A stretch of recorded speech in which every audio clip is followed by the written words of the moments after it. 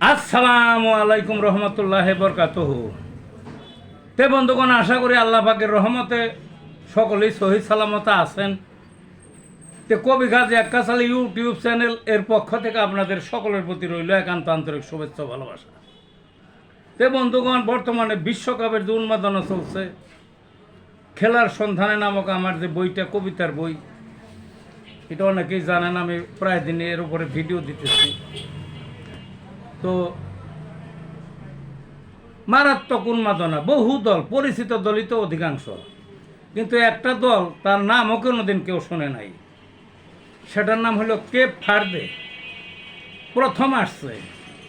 লোক সংখ্যা এই দেশে মাত্র হইল 5 লাখ। 5 লাখ মানুষ আমাদের দেশের একটা জেলার সমানও না, ছোট্ট একটা দ্বীপ রাষ্ট্র। কিন্তু কি দেখাইলো ওই স্পেন ফিফার র্যাঙ্কিং 1 নাম্বার, তার সাথে ড্র করলো, এবং তারপরে কোনো দলই তার কাছে মানে তাকে হারাইতে পারে না, কোনো দলই। কাজে এই যে একটা অনুভূতি, এবং ওখানে বিশেষ করে ওই দলের যে একজন গোলকিপার আছেন, মারাত্মক গোলকিপার, বয়স হয়ে গেছে 40, বাজিনহা তার নাম, বুঝলেন না? কিন্তু তিনি যা দেখাইলেন, কত বল যে সেভ করছেন। যা হোক, পুরা পারফরমেন্সটাই ভালো দলীয়। তে তাদের যে বীরগাথা, সেই বীরগাথা নিয়ে এই কবিতাখানি। তা আসা যাক কবিতাটার মধ্যে। কবিতাটার নাম কি? ফুটবল পাওয়ার কেপ ভার্দে।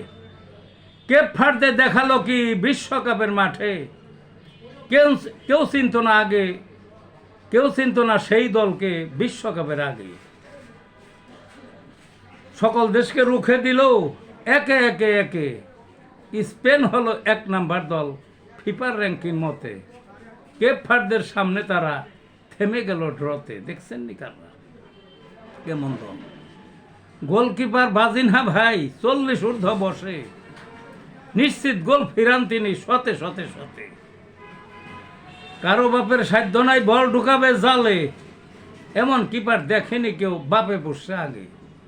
মানে বাপে পড়ছে আগে কোনোদিন এত শক্ত গোলকিপার আর কেউ দেখে নাই। সারা মাঠ দাবিয়ে বেড়ায়, মাপা ঝোঁকা ছকে, কালো মানিক ঠাসা ঠাসি কেপ ভার্দের দলে। 5 লক্ষ জনগোষ্ঠীর ছোট্ট এক দ্বীপে তারাই আজ ফুটবল পাওয়ার চমক জগৎ জুড়ে। এই ছিল বন্ধুগণ কবিতাটা। ভালো থাকুন।